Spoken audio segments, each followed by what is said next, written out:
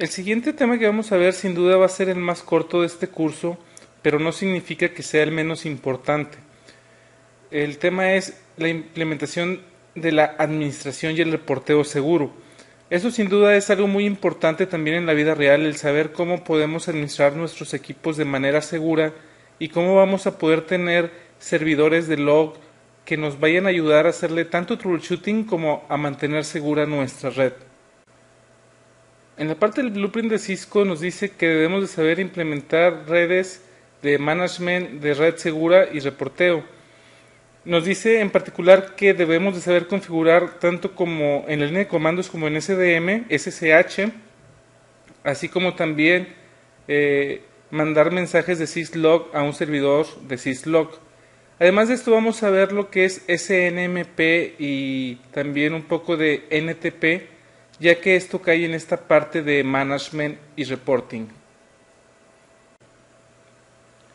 Como les comentaba en el slide anterior, lo que vamos a ver es SSH, SNMP, syslog y NTP. Vistos de manera muy general, SSH nos va a permitir poder accesar equipos como ruteadores y switches y firewalls de una manera segura y no por medio de Telnet, que es muy inseguro. SNMP es un protocolo que nos va a servir para monitorear nuestra red. Syslog es cómo todos los mensajes que nos envía un router, cómo los podemos manejar, dónde los podemos ver, a dónde los podemos enviar. Y finalmente NTP, que es un protocolo que nos va a servir para que todos los routers y switches de nuestra red y todos los equipos que puedan ser administrados tengan la misma hora. La parte de administración de una red, créanme que es algo muy importante y muchas empresas no le dan la importancia que debe de tener. Una buena empresa sí debe de tener management de su red, porque de esa manera puede darse cuenta qué es lo que tiene en la red, cómo funciona. Cuando hay un ataque va a ser muy fácil el poder saber quién atacó o desde dónde atacó, qué fue lo que hizo, etcétera. Entonces, la parte de management es importantísima para la seguridad y para también el mantenimiento de la red, para la operación. Ahora, ¿qué hay que tener en mente cuando estamos diseñando nuestra red de management y de reporteo?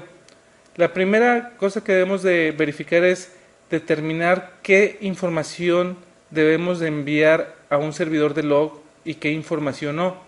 No queremos llenar al servidor de información que no sea útil. ¿Cuál es la mejor manera para saber qué es útil o qué no es útil? Es simplemente preguntarle a los administradores de la red y los administradores de la seguridad de la red. También es importante recordar, si es que no lo sabemos, ahorita lo vamos a ver más adelante, que en la parte de los logs que envía un router, un switch, un firewall o cualquier equipo, hay varios niveles. Entonces debemos de saber cuál es el nivel que queremos nosotros estar logueando, el saber qué nivel es el que nos conviene. Otra cosa importante es de que la transmisión y donde vamos a guardar los logs estén en un lugar seguro. ¿De qué nos va a servir poder estar haciendo el log si está en un servidor que es inseguro? Entonces alguien que ataque la red y quiera borrar su rastro puede entrar al servidor y borrar los logs. Entonces, además de estar haciendo log, debemos de, donde lo estemos guardando, ese servidor también debe estar seguro. El siguiente punto que nos dice es de que la hora es muy importante. Es decir, imagínense de que alguien nos atacó en un router y nos dimos cuenta por medio de un log en ese router. También nos dimos cuenta que en otro router también nos atacaron y nos dimos cuenta por medio de un log. De nada va a servir el saber que nos atacaron. Bueno, no que de nada. Sí nos va a servir saber que nos atacaron, pero si tuviéramos la misma hora en todos los routers configurada, exactamente la misma hora en todos lados, podríamos hacer una correlación de datos para saber si la persona que atacó un router fue la misma que atacó el otro, si fueron en tiempos muy similares, si fueron 2 o 3 minutos después, etcétera. Y si no tenemos configurado algo como NTP, que es como les comentaba, es un protocolo que nos va a servir para que todos los equipos de nuestra red tengan configurada la misma hora. Entonces, si no tenemos algo como NTP, Los logs no es que sean inservibles, pero no nos van a dar tanta información como si supiéramos exactamente a qué hora con relación a todos los demás equipos. La otra es verificar las políticas de seguridad que tenemos. De ahí podemos sacar qué logs son los que son importantes, y de hecho hay algunos que podrían ser evidencia para una investigación criminal. Otra cosa importante es de que debemos de verificar el espacio en el servidor donde vamos a estar recibiendo los logs.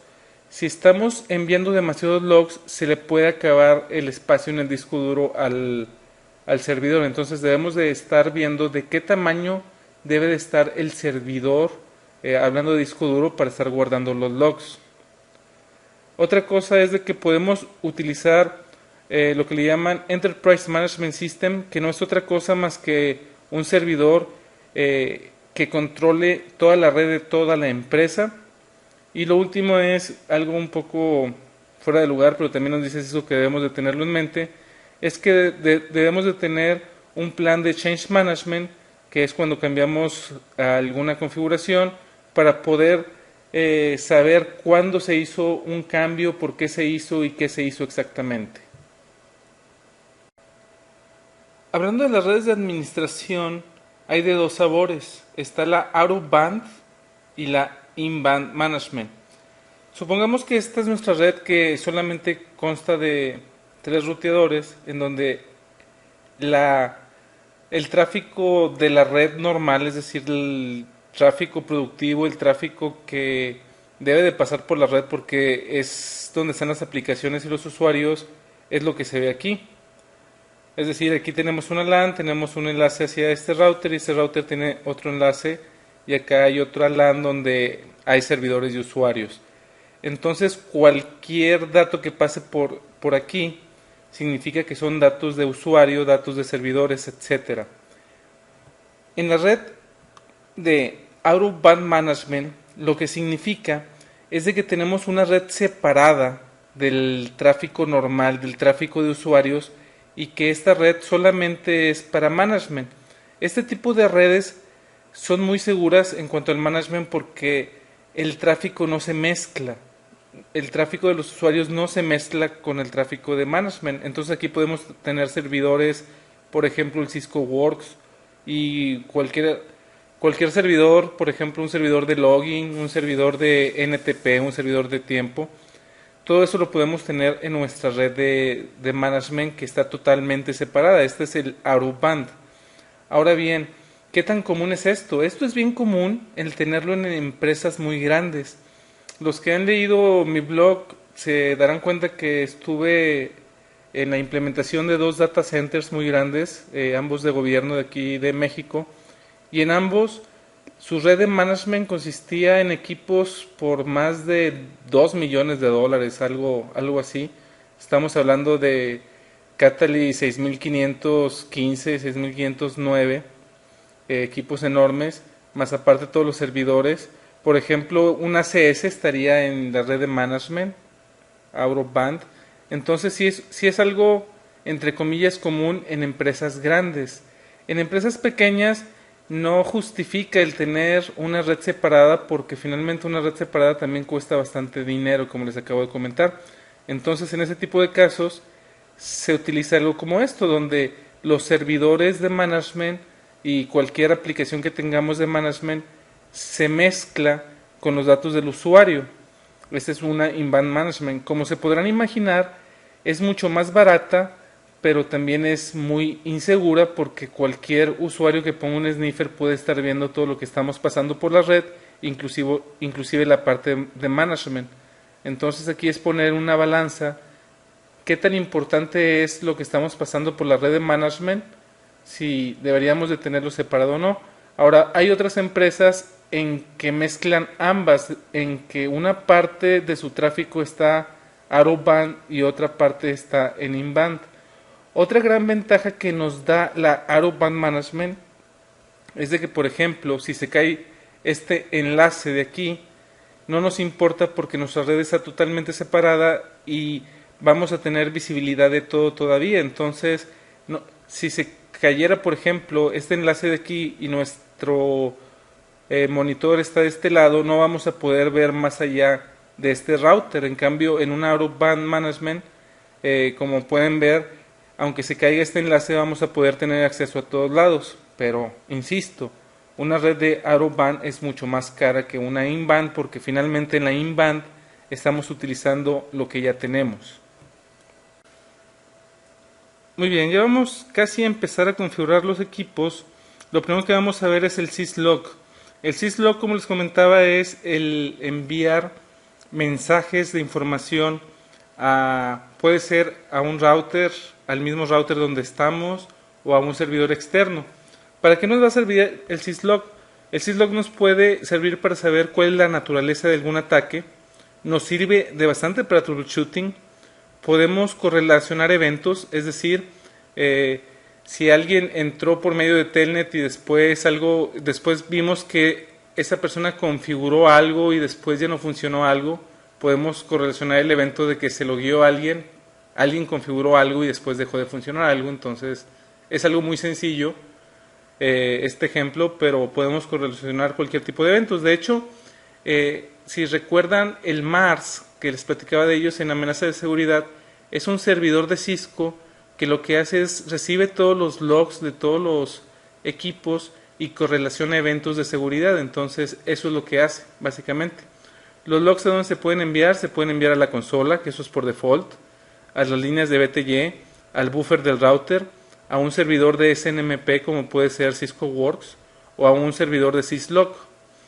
El syslog client es el que envía los logs, es decir, un ruteador puede ser un cliente de syslog, y un servidor syslog es aquel servidor que guarda todos los logs. Entonces hay que saber quién es el cliente y quién es el server. Esos son los niveles de syslog que tenemos. El nivel 0 son las emergencias, es cuando hay un error severo que hace que el sistema no sea usable. Está el nivel 1, que son alertas y significa que requiere atención inmediata. Está el nivel 2, que es el critical, y eso significa que requiere atención para prevenir que haya interrupción en el servicio.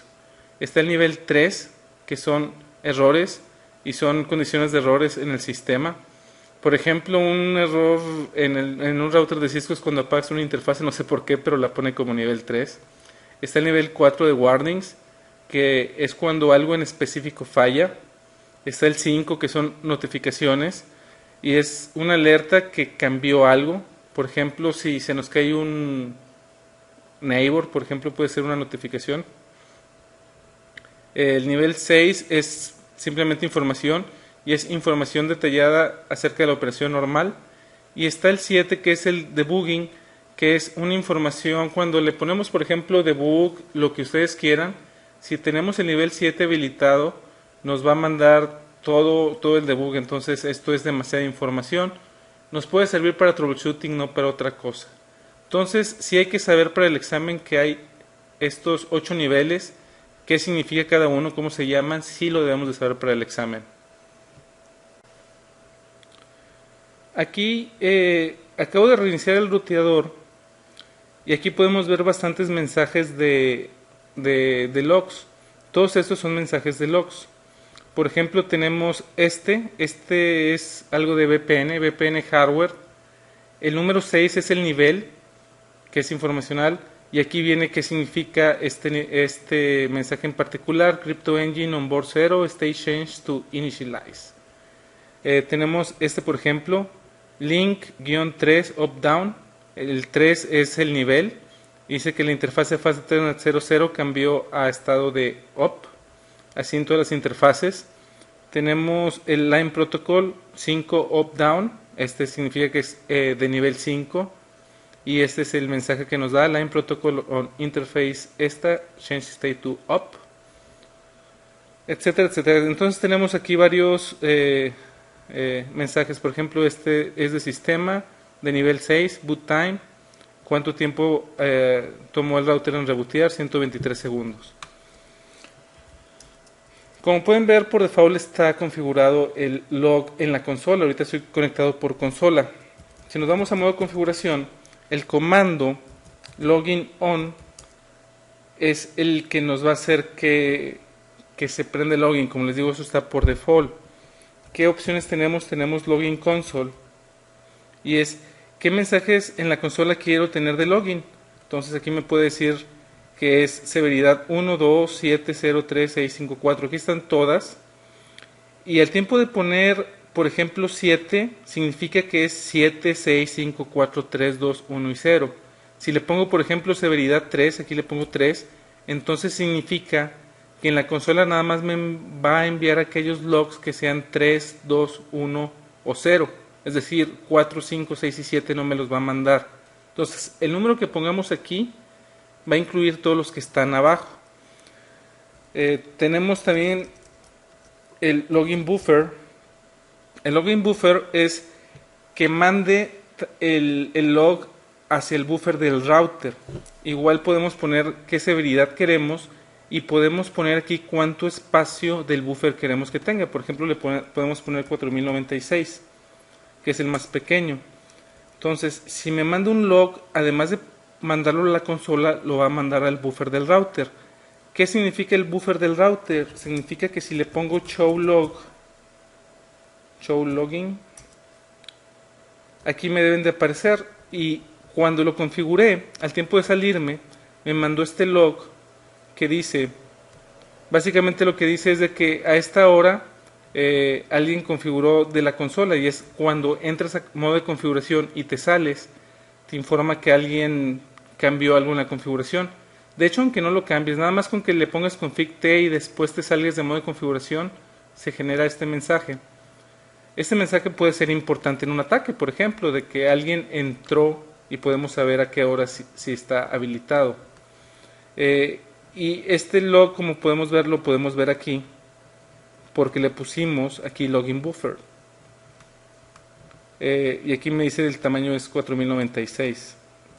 Si le doy config t otra vez y le vuelvo a dar exit, me vuelve a aparecer otro, y si le pongo show log me debe de aparecer los dos.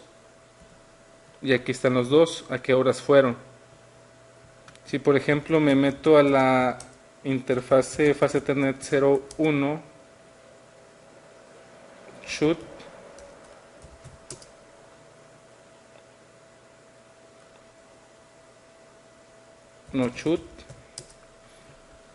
aquí es de nivel 5, hice que administrativamente lo apagamos y después se encendió, y este es 5 y este es 3. Si le pongo show log, podemos ver esos mensajes también, y eso es porque está en el buffer. Ahora bien, si nos metemos por medio de Telnet a este equipo, no tiene password enable, enable secret Cisco, enable Cisco. Aquí estamos por medio de Telnet. Aquí no me va a mandar ningún mensaje de log por default. Si me meto a config t, por ejemplo, y me salgo, aquí vamos a ver el log seguramente, ahí está, pero aquí no lo vemos. Debemos de ponerle un comando que se llama terminal monitor. Con esto, si le doy config t y después me salgo, vamos a ver que ahora sí se ve el mensaje aquí y también se ve acá. Ahora bien, aquí el mensaje es un poco diferente. Me dice que fue desde la línea BTY0, desde esta IP 192.168.1.2, que es la IP que tengo configurada en esta computadora. Para quitar el terminal monitor, no es no terminal monitor, es terminal no monitor. Está medio extraño el comando de que el no vaya en medio, pero así es. Nos regresamos a la consola, y para poder configurar un syslog server, aquí en login, en lugar de ponerle console o en lugar de ponerle buffer, lo que le vamos a poner es la IP de nuestro servidor de syslog, por ejemplo 192.168.1.3. Enter. Entonces, con esto le estamos diciendo al router de que los logs se los mande a este servidor. Esa es la manera de configurar la parte de de un syslog server. Como pueden ver, el comando es muy sencillo.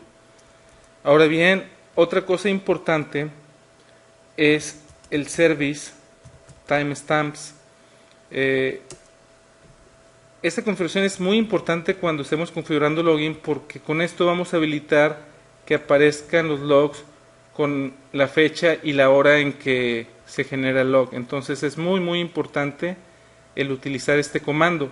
Por default no estaba, no debe estar. Aquí sí estaba, pero por default no está, y básicamente lo que hace es de que sí te pone log, pero no te dice a qué horas fue. Entonces este comando es importante el ponerlo en el ruteador. Estos fueron los comandos que vimos para configurar el login. Es muy sencillo. Realmente yo no esperaría en el examen, por ejemplo, una simulación en la que me pidieran habilitar el login y poner un servidor de syslog, porque finalmente nada más sería login on y login y la IP. La verdad es de que esos comandos son importantes porque si nos pueden preguntar alguna cuestión de ABCD, el para qué sirve login console, el para qué sirve login buffer, para qué sirve service timestamps. Nos pueden preguntar, por ejemplo, si ven este mensaje, qué significa el 5, pues es el nivel, qué significa esta parte de aquí, pues ese es el mensaje del log en sí.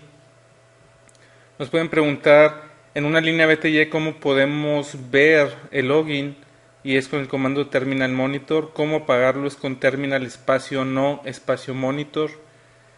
Son comandos muy sencillos que sí debemos de recordar para el examen y entender qué significa un mensaje de log.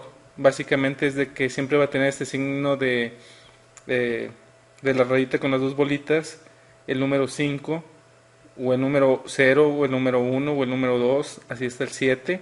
Saber qué significa el 0, 1, 2, 3, 4, 5, 6, 7. Saber que en este caso es bien fácil de leerlo, como se puede ver. Sys sistema, 5 el nivel, config pues es configuración, y después el mensaje. Realmente no se deben de aprender todos los mensajes.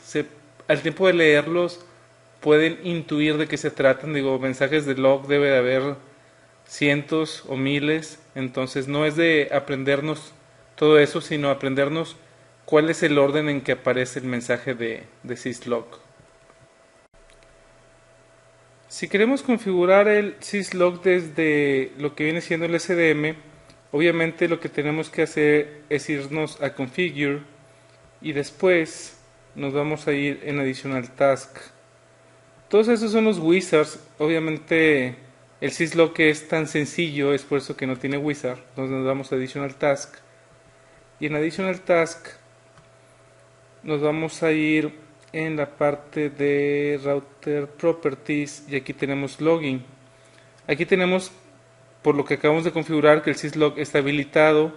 Tenemos un servidor de syslog 192.168.1.3 que es el que habilitamos. Tenemos el login hacia el buffer que está habilitado. El tamaño es 4096. El nivel de login es 7 y el host login level es de 6. El host viene siendo para el syslog server. Bueno, aquí no se ve, me voy a regresar para acá. Y en esta parte le podemos poner edit, enable login o deshabilitar login. Si lo habilitamos, ¿qué nivel? Agregar otra IP. Aquí, por ejemplo, le podemos poner que para el 192.168.1.3 sea nada más warnings. Ese es el login buffer que por default es el 7. ¿Con qué tamaño? 4096.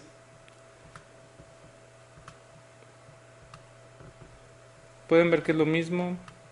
Es lo mismo porque desde aquí podemos habilitar todo este tipo de cosas.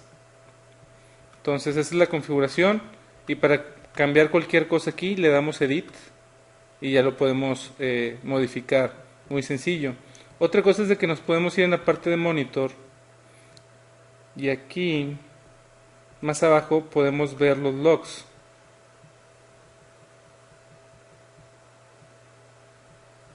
De hecho podemos ver en esta parte de aquí login.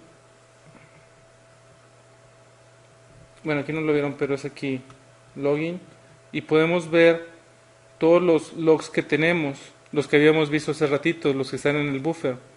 Aquí podemos, por ejemplo, decir que nada más, que ponga todos, ahí están todos, que ponga nada más los que sean errores, los que sean nada más warnings, los que sean nada más debugging, que no va a haber ninguno. Bueno, debugging y todo lo demás, entonces por eso sí pone eso. Emergencies no hay ninguno, alertas no nos pone ninguno, errores, etcétera. Entonces aquí está, recuerden, eso sí es aquí en task, en login, es donde los podemos ver el syslog server que tiene el router en sí. Aquí le podemos dar un clear, update. Entonces básicamente es lo que debemos de saber del SDM, que para poder configurarlo nos tenemos que ir en additional task. Bueno, es que estamos aquí en monitor. La parte aquí de monitor nos deja ver el login. En la parte para configurarlo tenemos que irnos a configure y aquí sí nos vamos a additional task, que es esta parte de aquí. Pero si queremos ver los logs desde el SDM nos vamos a monitor y en monitor le damos login del lado izquierdo. Tenemos el syslog, el firewall log, esto lo vamos a ver después. Pero básicamente lo que debemos saber hasta ahora es nada más eso.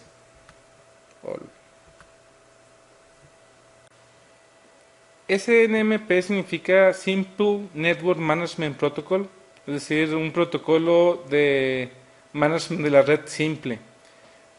SNMP consta de tres partes. Una se le llama el SNMP Manager. El SNMP Manager es el servidor que recibe la información de SNMP de todos los equipos.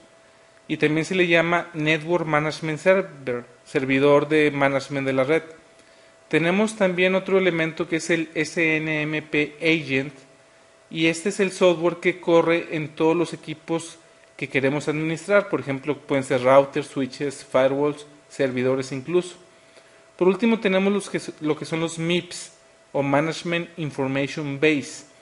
El Management Information Base son todos aquellos objetos, que los objetos pueden ser tanto como interfaces, por ejemplo, o qué tanta actividad tenga una interfase, o cómo esté configurado cierta cosa. Entonces, el MIP define todos esos objetos, eso es lo que es el MIP. Todos esos, y como se podrán imaginar, es diferente el MIP de un router al MIP de un switch, al MIP de un firewall, al MIP de un servidor Windows. Todos tienen MIPs diferentes porque cada uno tiene recursos diferentes. Entonces es por eso de que cada MIP es diferente. Lo que debemos de saber es que finalmente el MIP define esos objetos. Tenemos tres tipos de mensajes que manda el SNMP, al menos esos son los tres principales. El primero que vamos a ver es el SNMP Trap, y ese lo manda el dispositivo que es administrado, por ejemplo un router. Un trap se envía sin que el servidor de SNMP lo solicite, es decir, por ejemplo, si se cae una interfase, manda un trap, y no es porque el servidor le preguntó cómo estaba esa interfaz. Simplemente el router se dio cuenta que se cayó una interfase, entonces mandó un trap. El SNMP GET es una manera para pedir información a un router, a un switch o a un server o lo que sea. Es decir, un SNMP GET es pedir la información específica de algún MIP, por ejemplo una interfase. Y por último tenemos el SNMP SET. Ese lo envía el NMS, es decir, el servidor de SNMP, como puede ser Cisco Word. Puede mandarle, por ejemplo, configuración al router. Entonces eso se manda por medio de un mensaje de SNMP SET. Las versiones más usadas de SNMP son tres, que es la versión 1, la versión 2C, sí hay una versión 2A y una versión 2B, y la SNMP versión 3. La diferencia básicamente de la versión 3 con la versión 1 y 2C es de que es mucho más segura. ¿Por qué? Porque la autenticación de la versión 1 y la versión 2C es de que es un community string, y ese community string es bien fácil adivinarlo con herramientas. y además los mensajes no van encriptados. En cambio, SNMP versión 3 puede usar un username, puede usar MD5 y puede usar SHA.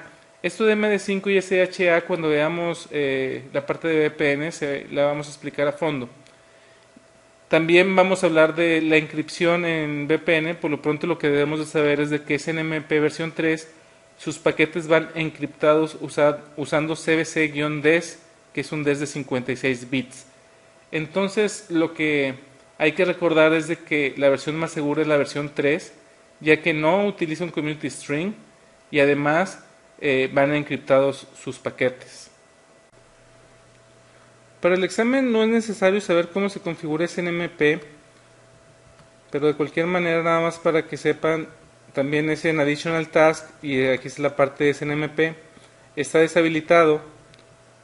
Le vamos a dar Edit, vamos a habilitar SNMP, vamos a agregar Community String, significa que estamos usando la versión 1, la versión 2, Cisco, de Read Only o de Read Write, de Read Write por ejemplo, ok.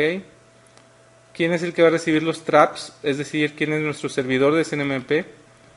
Puede ser la 1, 2, 3, 4 y el password es Cisco, por ejemplo. Me pide 6 caracteres, 1, 2, 3, ok.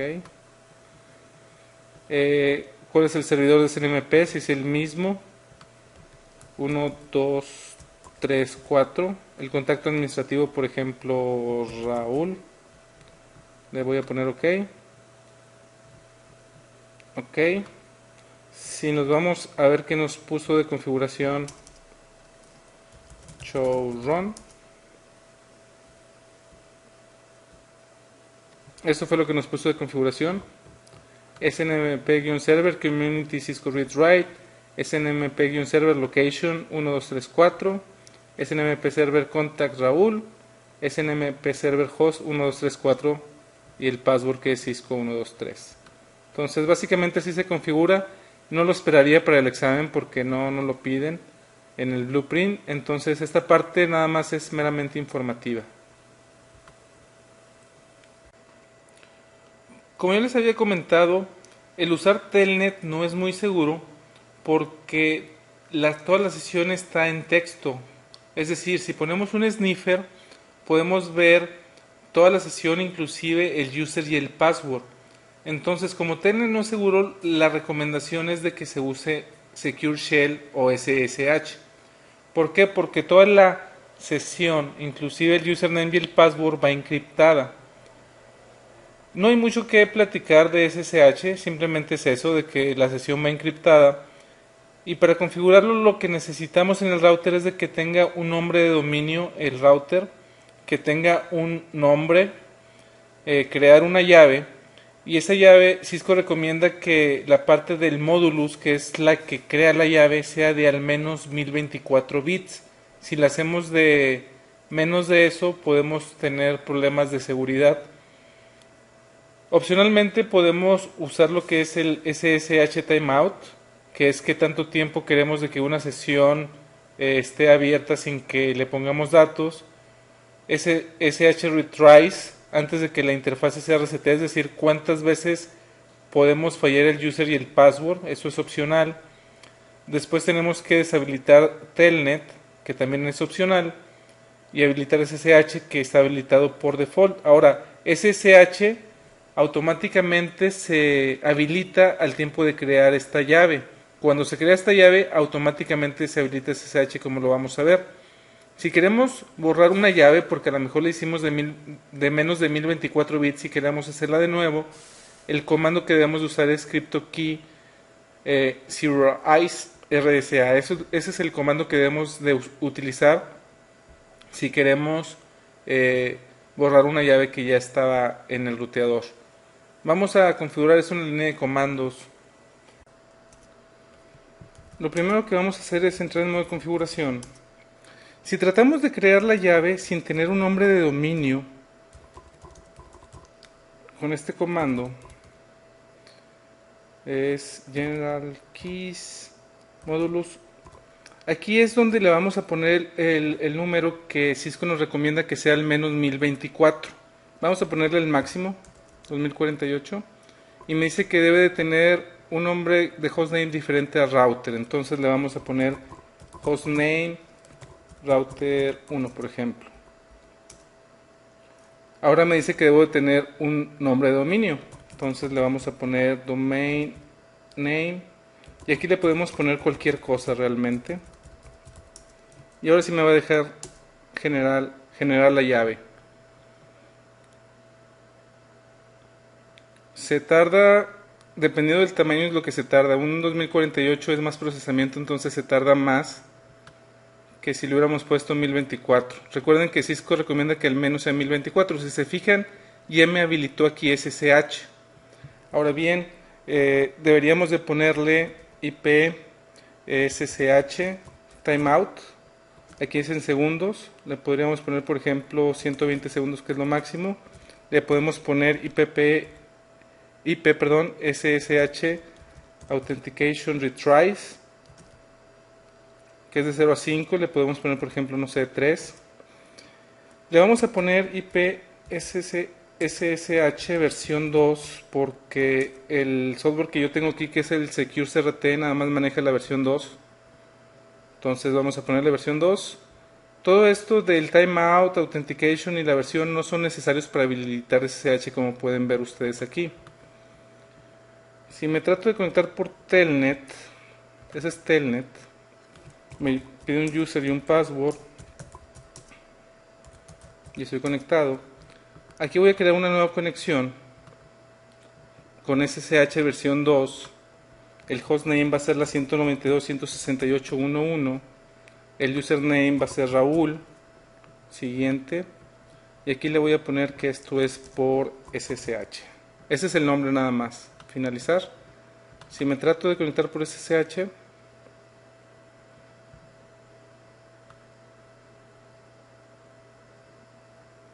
no me dejó porque dice que la longitud del módulo no es correcta. Vamos a ponerle 1024. Sirve de probar el comando que es para borrar la llave, que es el crypto key RCA. ¿Quieres remover la llave? Sí. Y vamos a volverla a crear con 1024. Se va a tardar menos en esta ocasión. Ahí ya funcionó. SSH versión 2.0 ha sido habilitado. Vamos a probar ahora sí.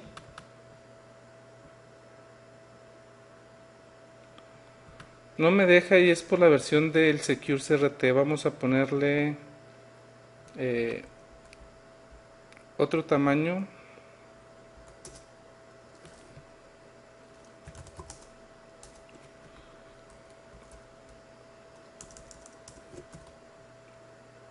Vamos a ponerle 760. Vamos a ver si sí me deja. Ahora sí. SSH1 ha sido habilitado, no la 2. Entonces de hecho este no me va a dejar porque es la versión es diferente. Vamos a ver qué opciones tenemos aquí. Vamos a crear una nueva. Tenemos SSH versión 1 nada más. 192.168.1.1. Raúl. Siguiente. SSH1. Finalizar. Connect. Vaya. Accept once. Username Raúl. Password Ángel. Ok. Y ahora sí me dejó conectarme por SSH versión 1 en este caso. Entonces esta es la manera de habilitar SSH en el router. Ahora quiero que vean qué es la llave que configuró. No se ve aquí. En algunos routers nos pone la llave que es algo como de 12 renglones puras, un número, un hexadecimal. En este caso este router no nos lo enseña. Finalmente, en la parte de SSH, si nos vamos al line BTY de la 0 a la 4, aquí hay un comando que se llama transport input y aquí le vamos a decir qué protocolos vamos a dejar entrar. Por ejemplo, si nada más le pongo telnet, sí me va a dejar hacerle telnet.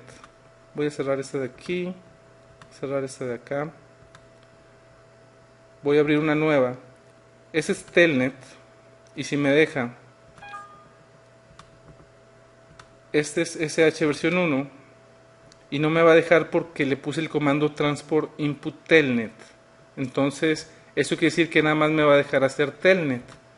Si le doy transport input telnet SSH, es decir, quiero que me deje de entrada el protocolo telnet y SSH. Si me intento conectar por telnet, vemos que sí me deja. Si me intento conectar por SSH versión 1, también me deja. Entonces aquí cuando habilitamos SSH, el comando que deberíamos de poner es transport input SSH para que ya no me deje hacerle telnet. Si aquí le intento hacer telnet, ya no me va a dejar. Connection fail. ¿Por qué? Porque no tenemos habilitado telnet en el router, nada más SSH. Si me intento conectar por SSH versión 1, sí me va a dejar. Entonces este comando es importantísimo y nos va a servir para que solamente SSH sea el protocolo que pueda entrar en la línea BTY. Si ponemos esto, va a ser telnet y SSH. Si le ponemos transport input all, son todos los protocolos que, de hecho, son todos esos protocolos que podemos tener. Si le ponemos transport input all, que es lo que trae por default, nos va a dejar todos estos. Pero les comento, realmente lo que se debe configurar es así para que solamente SSH sea el único protocolo con el que podamos entrar al router y no por telnet ni por ninguno de estos otros. Esos fueron los comandos que vimos en la línea de comandos. Recuerden que hay que ponerle un nombre de dominio, hay que ponerle un hostname diferente a router para poder generar la llave y Cisco recomienda que al menos sea de 1024. Le podemos cambiar el timeout, cuántas veces antes de reiniciar la interfase y ponerle transport input SSH. El único comando que no se ve aquí que también usamos fue el de IP espacio SSH espacio versión y es para cambiar la versión que va a usar Secure Shell. Obviamente depende del cliente que vayamos a utilizar. El más común, porque es gratis, es el PuTTY. En este caso yo estoy usando Secure CRT. Si se fijan, por default habilita la versión SSH 1.99, que para muchos clientes esta versión es la versión Cisco 1.5. Digo, eso no es para el examen, solamente es para cultura general. Y la versión, como ya vimos, se puede cambiar. Vamos ahora a configurar SSH desde el SDM. Lo que voy a hacer es reiniciar el router para que no tenga configuración de SSH y hacerlo desde SDM. En el SDM lo que debemos de hacer, obviamente, es irnos a configuración. En configuración, en Additional Task, que es donde estamos ahorita en Additional Task, lo primero que debemos de hacer es ir a Router Properties y le debemos de cambiar el hostname y ponerle un domain name. Aquí obviamente lo que vamos a hacer nada más es ponerle edit y en hostname le vamos a poner, por ejemplo, router 2 y en domain lo que queramos nosotros. Ok. Y ahora sí lo que vamos a hacer es ir a router access SSH y generar la llave de RCA. Me pide de qué tamaño, le voy a poner por ejemplo 1024 y le voy a dar OK. Me pide un user y un password y el user va a ser, no sé, Raúl 1 y el password va a ser Cisco 123. OK. Vamos a ver cuánto se tarda en generar la llave, qué es lo que se tarda básicamente aquí, y va a mandar la configuración al router. Me pide que lo pruebe, Raúl 1, Cisco 123, OK.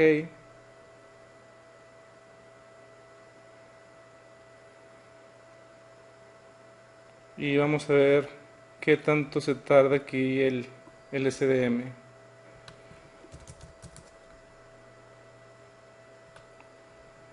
A lo mejor es porque vamos a poner el otro password que tengo, que es de nivel 15.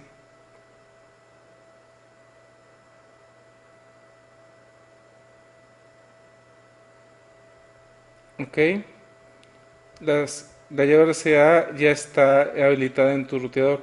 Como pueden ver, no tenemos muchas opciones aquí de SSH para ponerle la versión y para ponerse todo ese tipo de cosas.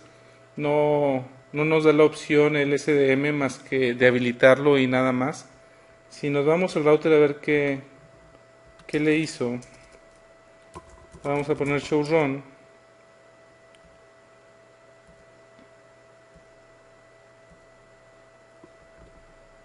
Ni siquiera le puso el transport input, o sea, dejó todo también el telnet habilitado. Y pues nada más vamos a ver el IP domain name y el hostname que se lo cambió y nada más. Es la única configuración que vemos que le hizo el router, pero sí habilitó SSH. Aquí está cuando lo habilitó. Entonces sí lo habilitó, pero no le hizo gran cosa. Como pueden ver, el hacerlo por SDM nos quita muchas opciones que podemos hacer con la línea de comandos. Lo último que vamos a ver es el NTP, el Network Time Protocol, y esto es más de cultura general que para el examen. Para el examen solamente debemos de saber de qué existe y qué hace, que les comentaba es para tener la misma hora en todos los equipos, y básicamente en qué consiste es de que hay un servidor que tiene qué horas son y qué día es, y esa información está sincronizada con todos aquellos equipos que estén corriendo NTP. También se puede configurar autenticación en la parte de NTP. Nada más vamos a ver la configuración de cómo se configura el server sin autenticación. Finalmente la parte de configuración no es parte del examen, pero el comando, como pueden ver, es muy sencillo si no se usa autenticación. Vamos a hacerlo en la línea de comandos y después nos vamos a ir al SDM para configurar NTP. Nos vamos a modo configuración y el comando es NTP server y le vamos a poner la dirección IP de nuestro servidor de NTP, que puede ser lo que queramos, y así de fácil es configurarlo. No tiene mayor ciencia. Como les digo, se puede autenticar poniéndole una llave, y aquí la llave es un número, y para todos aquellos que saben autenticar con RIP, que es por medio de llaves, es de la misma manera. Como les digo, no es parte del examen, entonces no lo vamos a ver. Vamos ahora a hacer lo mismo, pero en SDM. Como se podrán imaginar, esta parte está en Additional Task y aquí está NTP. Le vamos a poner agregar y me dice que le podemos poner el hostname o el servidor de IP. Le podemos poner 192.168.1.2. Podemos decir desde qué interfase vamos allá es NTP. Si le vamos a poner autenticación o no, y le vamos a poner OK, y manda dos comandos al router nada más. Show run. De hecho va a ser el mismo comando que ya tiene NTP, que no lo vi por aquí, pero debe de estar.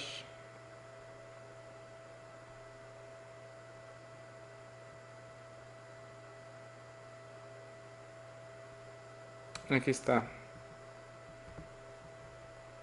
Este lo agregó el update calendar y NTP server 192.168.1.2, y le dijimos que está por la interfase fase Ethernet 0 diagonal 0.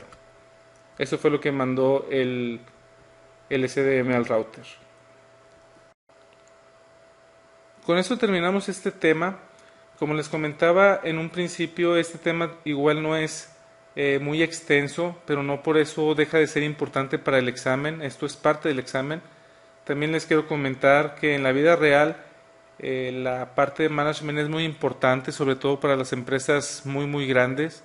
El tener una red de management out of band, como lo dijimos, te da grandes ventajas. Claro que puede ser muy cara una red de este tipo, pero vale la pena en aquellas empresas que están preocupadas en la seguridad de su red de management. Y finalmente, una buena red de management te va a dar toda la información necesaria para saber cuando un enlace se te está llenando, cuando alguien te está atacando, el poder determinar de qué manera te atacó. Si no tienes una red de management no te vas a dar cuenta qué fue lo que sucedió o por qué pasó. Y hablando de redes management no tan caras, el tener un servidor de log es algo muy barato. Puedes hacerlo inbound, no te va a salir nada caro y la información que te va a dar puede ser muy valiosa siempre y cuando, por ejemplo, tengas NTP también, que no debes de tener necesariamente un servidor de NTP. La función de NTP server puede ser un ruteador en sí y mientras que todos tengan la misma hora, puedes hacer un análisis de cómo fue un ataque o qué fue lo que hizo cierta persona, etcétera. La red de management en sí sí es importante en la vida real y les comento otra vez, para el examen no dejen de estudiar este tema.